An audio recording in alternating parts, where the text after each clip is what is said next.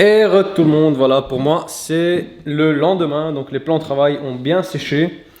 On va rapidement déjà les poser, comme ça je libère un peu la place.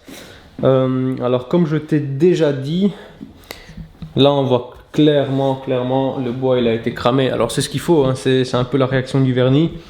Toutes les échardes là elles sont remontées à fond de balle. Je vais essayer de te prendre une image, mais fatalement je sais pas si ça va se voir, mais tu vois, regarde. Mais dis-toi que ça, c'est comme une râpe à fromage, tu vois. Partout.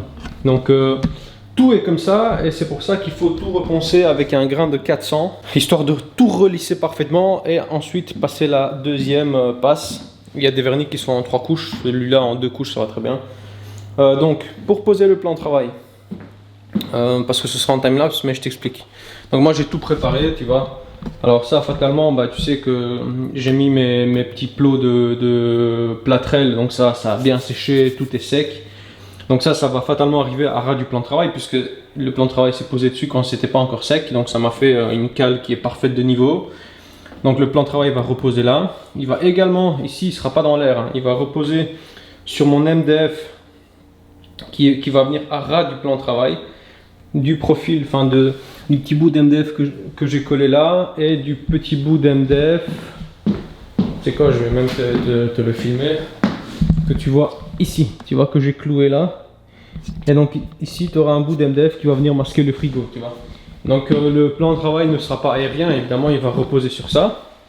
Et ensuite, en ouvrant le frigo, tu vois les petits trous que tu vois là, ça hop va venir se fixer. Alors ça c'est pas pour la résistance, hein, c'est juste pour avoir le cache, tu vois. Il va venir se fixer là. Là je vais devoir préforer, parce que tu sais j'ai fait mon petit système pour attacher le frigo. Je vais préforer, mettre une petite vis. Ensuite dans les meubles, c'est pour ça qu'on a ces barres ici. Là, ici aussi, tu vois. On va venir de par en dessous, une fois que le plan de travail est fait, de par en dessous, le préforer avec une mèche et visser le plan de travail dans les meubles à chaque fois. Et ça c'est partout. Je ne vais pas te faire tous les meubles, mais c'est partout, tu vois. Partout, ici on a ça. Donc le plan de travail va être fixé de par en dessous. Donc fatalement moi je vais enlever les tiroirs pour pouvoir travailler, etc. Ensuite ici, en mettant le plan de travail, j'ai dessiné une ligne. Tac tac, et j'ai collé, alors collé et pas cloué, parce que là j'ai mon coffret électrique. Je sais pas si tu as vu les autres vidéos, j'ai tous mes câbles électriques qui passent par là, tu vois. Donc ici collé au fixole turbo, donc ça a bien séché. Et je vais mettre une fine ligne de fixole ici, hop, et ici, en posant le plan de travail. Je vais mettre des petits plots de fixole ici, pac, partout. Et là il sera bridé, il sera fixé dans tous les sens, ça ne bougera plus. Celui qui veut l'enlever, il a qu'à mettre un pied de biche et l'enlever, c'est tout, tu vois. Et donc une fois que ce sera fait, je ferai exactement la même chose pour l'autre, tu vois. Alors ici, je me suis pas forcément cassé la tête à coller une latte, mais je vais en coller une, je l'ai mis de côté. En fait, j'ai découpé un bout de plan de travail que je dois encore poncer et traiter, tu vois. Et une fois que le plan de travail sera mis de manière définitive, bah, j'aurai juste à venir le coller à ras, le coller, et puis ça va faire un truc parfait, tu vois. Donc découper un peu en retrait, que ça se voit pas trop. Ça va être nickel. Donc voilà, je vais mettre la cam. Je t'ai expliqué tout ce que je fais, comme ça je peux faire un timelapse et tu comprends tout, tu vois. Donc qu'est-ce que je fais là? Je la mets là comme ça. Ouais, je vais essayer de te mettre dans un angle et puis on va voir ce que ça donne. Ça va? Allez, c'est parti.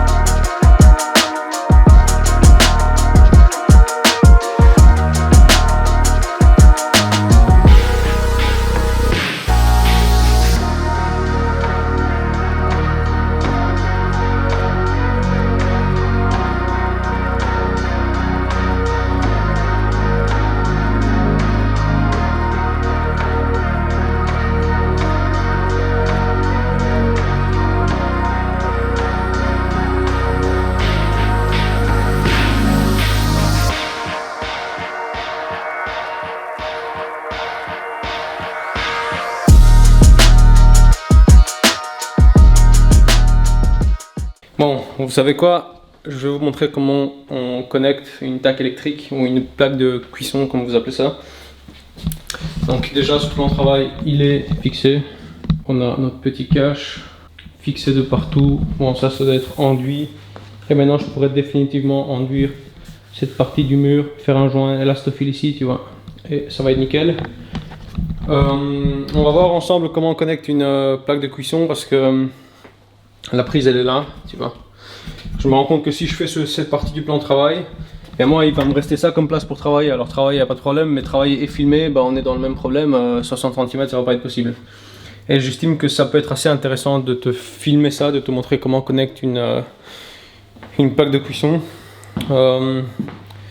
Alors la règle, comme ça, pas besoin de faire 1500 calculs. Hein. T'essayes de transporter au moins 7000 voire 8000 watts. D'accord? Voilà, c'est un peu la règle. Pourquoi? Tu vas me dire, ouais putain, 8000 watts c'est beaucoup.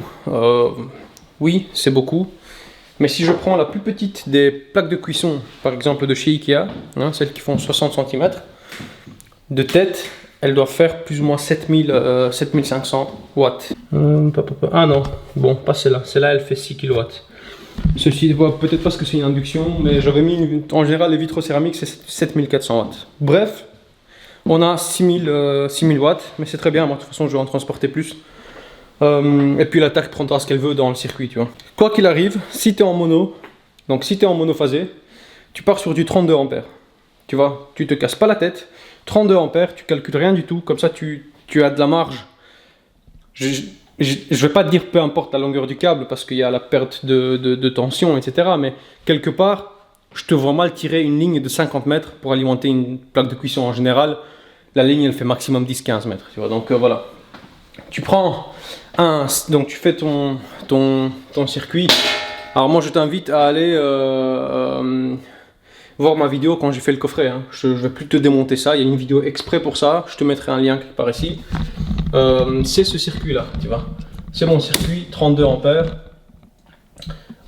alimenté en 6 mm², tu vois. Donc tu l'as vu. Je pars en 6 mm² jusqu'à la prise là. Donc on va démonter la prise. Et pour ça, en fait c'est une prise nez, ce qu'on appelle une prise nez, une prise tac, nez comme nez, N-E-Z, tu vois. Parce qu'en fait il y a un trou ici, tu vois. Regarde. Il y a un trou ici, tu vois, pour sortir ton câble. Voilà. Et donc il faut faire rentrer un câble, la connecter dans la prise nez, et faire sortir un câble directement jusqu'à ta plaque de cuisson. Le câble que tu vas mettre là-dedans, alors moi j'ai du câble et je te conseille vivement d'ailleurs dès que tu as plus de 4 mm², pour moi tu vas travailler avec du câble souple. Le câble que tu dois faire rentrer dans ta prise doit se présenter comme ça, tu vois. Du souple, même archi souple, regarde je fais ce que je veux avec, tu vois. Pourtant c'est un 6 mm², tu le vois bien, regarde. 3G 6 mm², d'accord. Alors 3G6. Ça vient de quoi? Comme ça, je te l'ai déjà expliqué dans d'autres vidéos, mais je te fais rapidement. Donc 3G6. Le 3 vient du fait qu'on a 3 fils dans notre câble, tu vois. Alors c'est du multibrin, mais ça reste 3 fils. Le G vient de ground en anglais, qui veut dire que un des 3 fils, c'est un fil destiné à la mise à la terre. Et les 2 autres sont destinés à transporter le courant, tu vois. Alors ici, on a un brun et un bleu. Brun fatalement pour la phase, bleu pour le neutre. Dans cette installation on n'a pas de neutre, on a 2 phases, mais c'est comme ça hein, en Belgique, ça c'est une particularité en Belgique. Il n'existe pas des 3G avec un brun et un noir pour les 2 phases par exemple, ou un brun et un rouge, tu vois.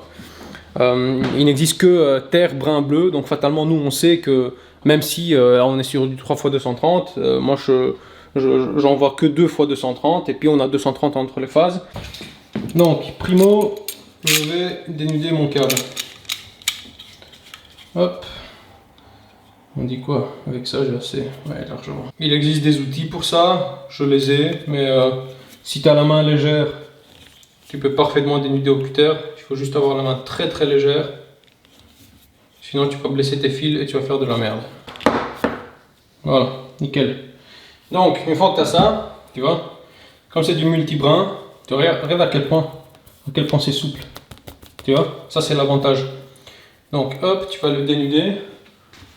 Donc pour ça, tu te sers ou du cutter ou d'une pince de chez Knipex là. Hop. Voilà.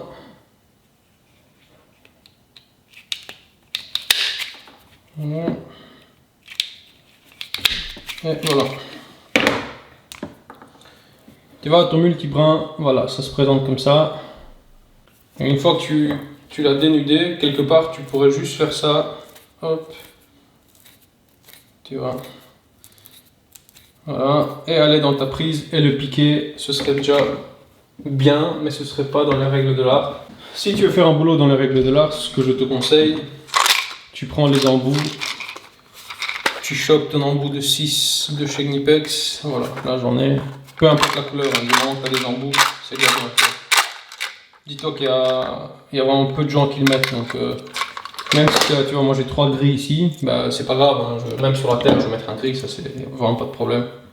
Hop. Voilà, alors pour les sertir, tu peux utiliser, il existe 2 outils, le moins cher c'est celui-là, tu vois, je te l'ai déjà montré hein, dans des vidéos, mais c'est une pince qui sertit jusqu'à 12, tu vois, jusqu'au fil multibrin de 12, donc tu vas le choper dans ta mémoire de 6, hop, regarde, voilà, il suffit de serrer à la main, et tu l'as serti, tu vois, et ça ressemble à ça, ça ne bouge plus. Tous les brins sont pris ensemble, tu vois, ça risque pas de se barrer dans tous les sens et t'es parfait. La deuxième solution, hein, c'est de prendre une pince qui coûte un peu plus cher, qui fait du meilleur boulot. Par contre, il y a un inconvénient, donc c'est cette pince-là, toujours de chez Knipex, tu vois. Donc, tu la règles. Alors, il y a un réglage, c'est jusqu'à 10 ou de 10 à 16, tu vois. Et ça, c'est 16. Voilà, moi, c'est ça qu'il me faut. Tu le mets dans ta pince et tu le serres.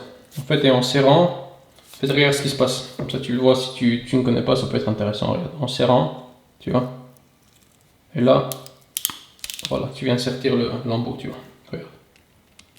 Hop.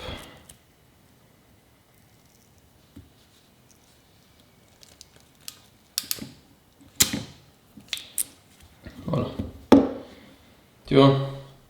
Ça, c'est la deuxième solution. Alors, les deux là, tu vois la différence entre les deux, c'est ça. Par contre, là, il y a un inconvénient, c'est que tu as un carré, tu vois. Alors que là, il est quand même un peu plus slim. Par exemple, si tu veux faire rentrer 2 embouts dans un disjoncteur, tu auras plus facile à faire rentrer 2 embouts sertis avec ça, plutôt que 2 embouts carrés, tu vois. Voilà, ça c'est le seul inconvénient, mais bon, là c'est pas le cas.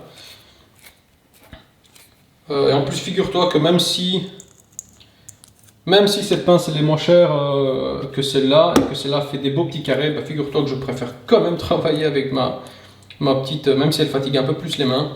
Je sais pas, c'est ma première, c'est un coup de cœur. Voilà, mais sinon les deux sont très bien, tu vois. Voilà, une fois que ton fil est préparé, voilà, ça doit se présenter comme ça. On va à la prise. Voilà, tu vois, alors moi j'ai démonté, mais la prise en fait c'est bêtement ça, tu vois. Juste enlever le cache. Voilà.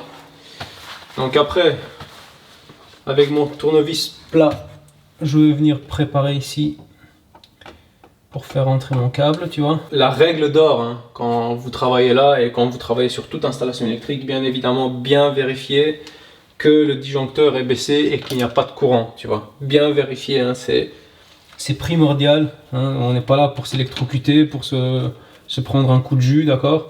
Alors rassure-toi, moi je te filmerai de près tout ça quand ce sera fait, tu vois. Voilà. Bon là, tu vois, je prends ma bobine avec la partie, avec l'embout que j'ai préparé et je vais le mettre là-dedans. Encore une fois, rassure-toi, je vais te filmer de près. Voilà. Et le coincer, comme ça on sait que ça ne bouge déjà plus. Et après il suffit de suivre les couleurs, hein, de les connecter ensemble. Voilà, tu vois. Tu te connectes comme tu peux. Tu vois, le câble il est fixé. Là, il est bloqué dans les vis là. Et puis si toi tu as un neutre et une phase, phase dans phase, neutre dans neutre, terre dans terre. Tu vois, là j'ai 2 phases donc on s'en fout. Donc une fois que tu as fait ça, tu vas gentiment venir protéger. Comme ça tu annules tout risque de danger et tout danger de mort, d'électrocution. par le petit cache ici, tu vois. Hop.